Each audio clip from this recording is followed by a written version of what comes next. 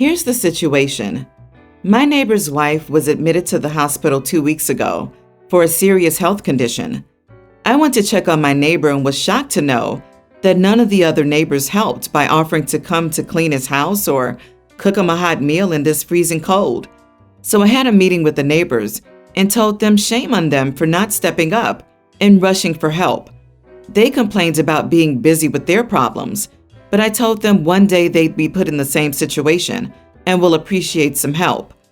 I asked my wife if she could cook for our neighbors since she's a pretty good cook, and also since I work long hours and sometimes night shifts, so I'm busy most of the time. She agreed and cooked him meals for a week. Then, unbeknownst to me, she stopped. Last night I checked in on my neighbor, and he told me that my wife hadn't sent him a meal for a while. I was shocked to learn that, and quite frankly felt ashamed. So I apologized to him and made up some BS excuse on my wife's behalf as to why she couldn't send him any meals. I then went home to ask my wife about it. She just shrugged and said she didn't feel like cooking for him anymore. I was baffled, especially when she said she didn't have to. Well, yes, we don't have to help, but we're morally obligated. She said she was tired of doing this, but I told her this was not okay.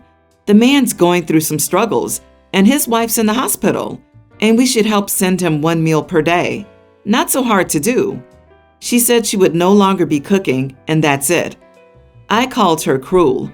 For one, stopping to cook without giving any good reason, and two, being insensitive and inconsiderate towards our struggling neighbor.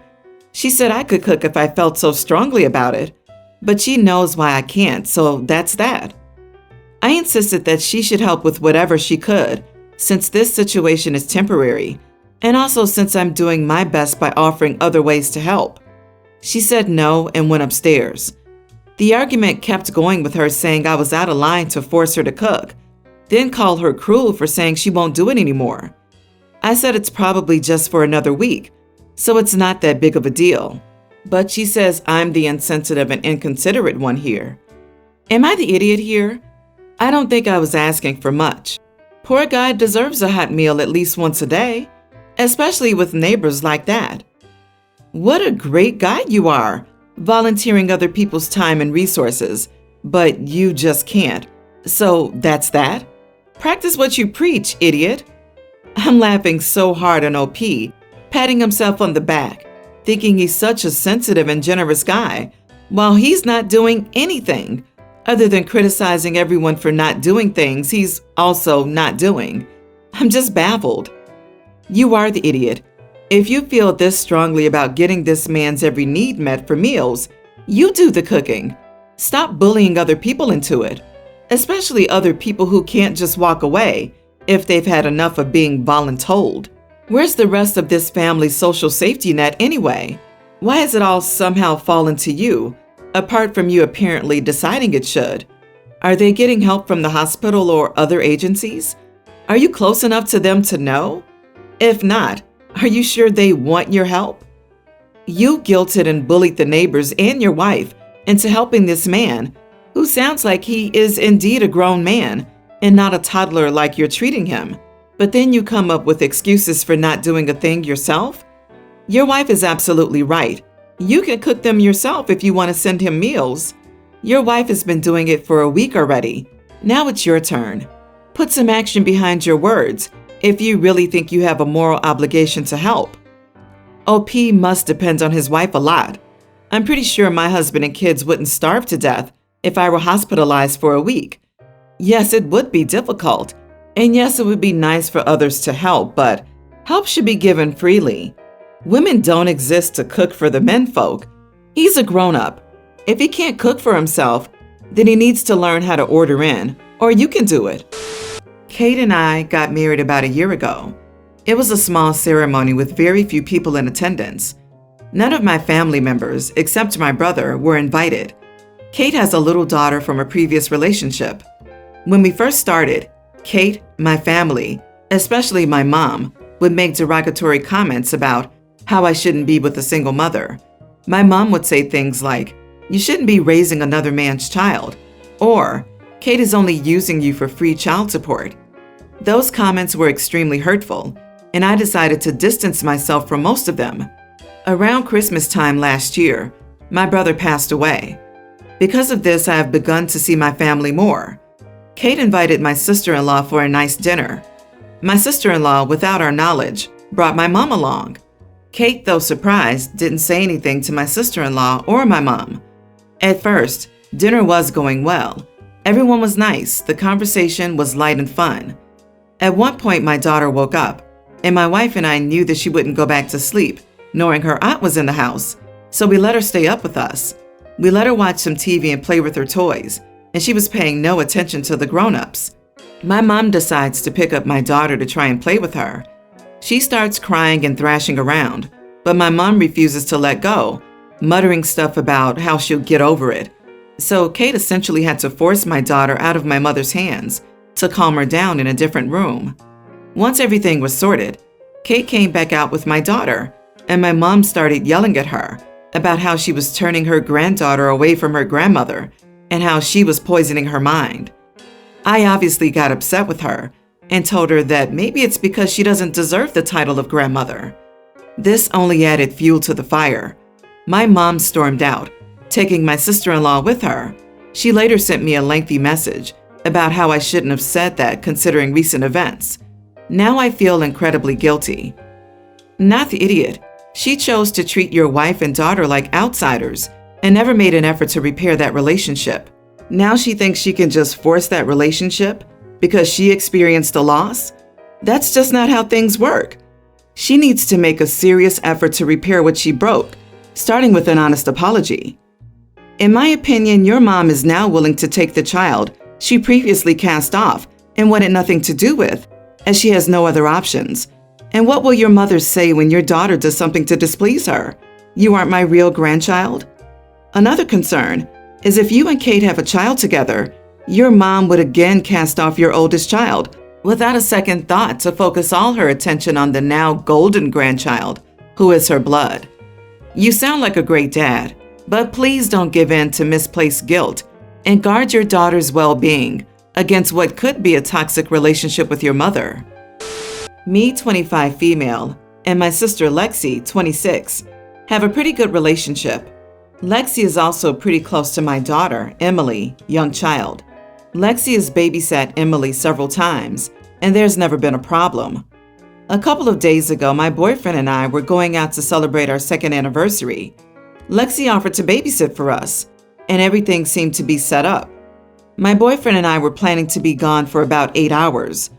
Unfortunately, about 4 hours into the outing, my boyfriend started to get a migraine.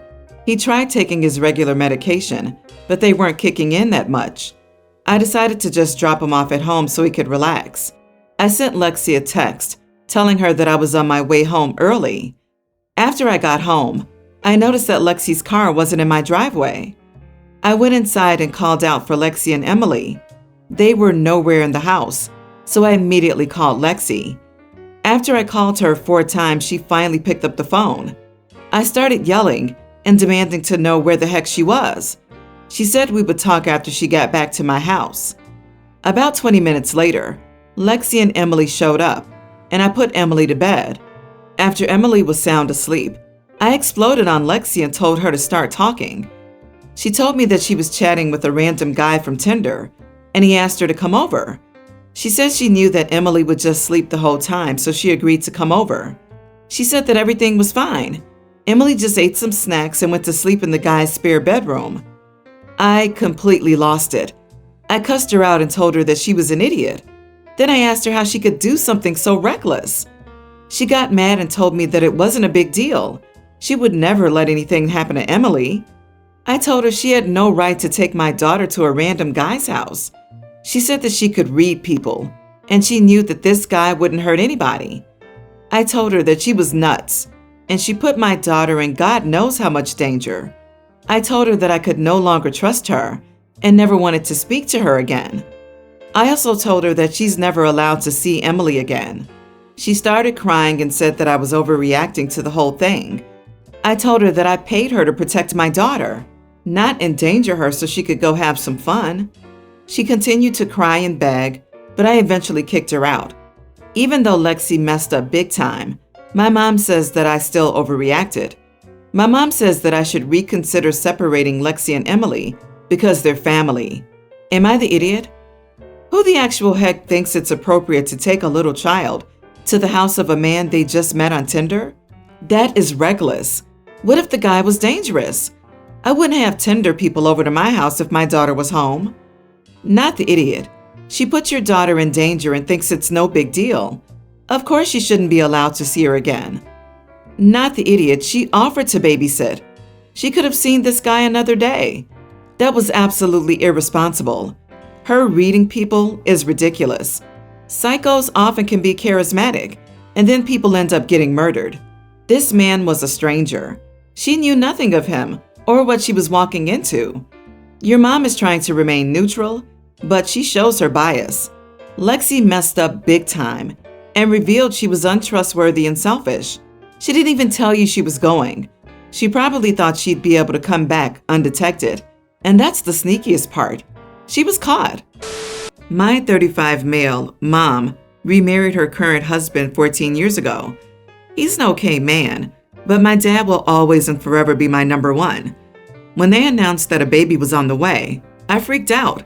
I told them there and then that I didn't want to ever be involved in this kid's life. I find it super weird that he's 22 years my junior. I'm old enough to be his damn dad. Why did my mom even need to have another child at 42? That baby fever was intense, apparently. I found the entire thing disgusting, to say the least. The years went by, and when my half-brother was around 10 years old, he started saying how much he wanted to meet me. After a lot of nagging from my mother, I said, whatever, screw it, all right, I'm gonna do it. From our first encounter, he basically clung to me. He has constantly tried to make me like and accept him for the past 3 years, but I just can't do it. He's a nice person and all, but I still find my mom's actions nasty, so I involuntarily associate him with that. I can't help it. I never wanted a sibling. Yesterday, he was over at my place and kept on asking me to watch a movie with him, which I didn't want to do. I ended up going off on him and told him that I didn't want to be his friend and actually wanted nothing to do with him at all. He immediately started crying and apologizing to me, saying that he doesn't have any friends and gets bullied at school for his introverted nature. He just doesn't understand why I despise him so much. He said that he's so tired of feeling rejected all the time, when all he does is be good to everyone. He said sorry one more time and told me that despite my huge hatred toward him, he still loves, admires, and respects me a lot.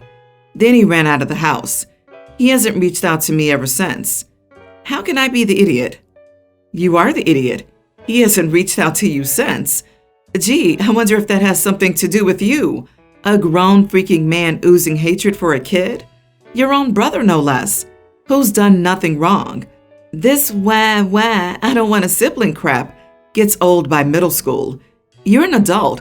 Your behavior is the disgusting one here, and a little misogynistic, frankly, given the baby fever comment. Grow up, OP. You are the idiot. You're an adult. He's a child. He doesn't deserve to be treated like garbage because of how you feel about your parents' divorce. I can't even imagine how he must have felt this whole time, trying to be good enough for his older brother. Why even stay in contact with your mother if you were going to torture her child emotionally? Please strongly consider therapy. Are you sure you're 35?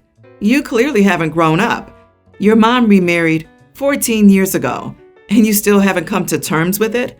God forbid you decide to have a kid later in your life because you are so harsh in judging your mom. 42 is not the end of life, buddy. The only good thing you've done in all of this is prevent your BS from contaminating your half-brother. He clearly looks up to you, but what is he really looking up to? A baby man who still can't get over the fact that your parents are not together anymore? I, 28 female, am married to Josh, 30. We've been together since freshman, his junior year of college. We have a lot of pets in the house. 3 dogs, 3 cats, a bunny, a turtle, a snake, and a macaw. We love all of them and spend a lot of time making sure we can take care of them. I am currently on maternity leave, and my due date is 3 months. I decided to foster a litter of puppies, along with the mama, after I saw she was scheduled to be euthanized. My sister-in-law, 30, yes, twins with my husband, lost her job recently and asked to stay with us. She does contribute towards bills, but does not pay rent or anywhere near a third of the bills around the house. I don't mind if she still makes an effort. Unfortunately, she got sick last week, so she's still recovering and not actively looking for a job. She has been making faces left and right about the pets, claiming she has allergies. The macaw is too loud when it talks, and the dog's pitter-patter around the house is annoying. The cats sleep on her clean laundry. I think she only likes the bunny and turtle, as the snake also grosses her out. Josh, my husband, told her she should stop complaining, check her allergies, and maybe close her door, so cats don't go in. Dogs never do. She huffed and puffed until this morning when she saw she had a rash and went to go get it checked out. They told her it was an allergy and she lost it. She came back waving the papers with the diagnosis and shoved them in my face. I said she should go get tested for what kind of allergy it was, and she looked at me like I was dumb. It's your goblins around the house. You need to get rid of them, or I might get an even more severe reaction. I laughed and said no. Josh came back from work, and the two had a huge argument, which ended up with Josh saying, we might compromise on the rescued doggo mom and pups. The two came up to me, and I refused. I've committed to taking care of her, and I'm not returning her to the pound. Plus, how removing her helps any, I don't understand. 90% of the time, she's in a downstairs bedroom with her pups, or in the backyard. She has no contact with my sister-in-law. Our dogs and cats are free to go anywhere. My sister-in-law got cranky and said I was prioritizing a stray mutt to her health, and said I was right. The stray wasn't the issue. I could keep it, but I have to board it in a pet hotel with her puppies and our animals. That's 16 animals on an average price of $40 per animal, and that is even if an establishment is crazy enough to take 6-week-old puppies. So this comes up to $640 per day. I told her she's welcome to pay it, but I'll board them only for a week, and then she needs to move out. She lost her cool, called me an inconsiderate idiot, said I was trying to kill her with my pets, and was kicking her to the curb over a stupid mutt. Josh backed me up, but their mother called and said I was a jerk, and her son made a mistake ever marrying me. Josh is still arguing with his relatives. His sister is still in the house crying, and I am just about done. Am I the idiot? Edit. Sister-in-law is calling her mom nonstop, saying she feels like she's choking and might call an ambulance, but her anaphylactic shock has been off and on for about 2 hours, so it's safe to say that she's exaggerating. I do have an EpiPen in the house if she actually is serious. My mother-in-law wants to join in on the fun, and Josh is trying to dissuade her, as I refuse to have another relative of his in the house indefinitely. My hormones are going crazy, and I want to cry as well. Please pray for me because I'm very close to kicking everyone out and just becoming the crazy lady with a zoo in the house. Not the idiot. She's a guest. If she's not happy with the living environment, she should make other plans. She doesn't even know what allergy she has, and specifically does not want to find out, just in case it is not the pets. Because the allergy is likely not even a problem. She just wants to make you do what she always wanted and get rid of your pets. Dump this idiot mommy's girl off at her mother's. She's done demanding how you live your lives. Not the idiot. Look, it's a super full house. It definitely would not be comfortable for me either, but it's not my house, and neither is it your sister-in-law, nor your mother-in-law. If the animals are such an issue to live with, why is she not moved in with her mother? Both your in-laws are acting like they assume they have a say of what happens in your house, which makes them idiots here. The pets were living there first. Sister-in-law can and should move out.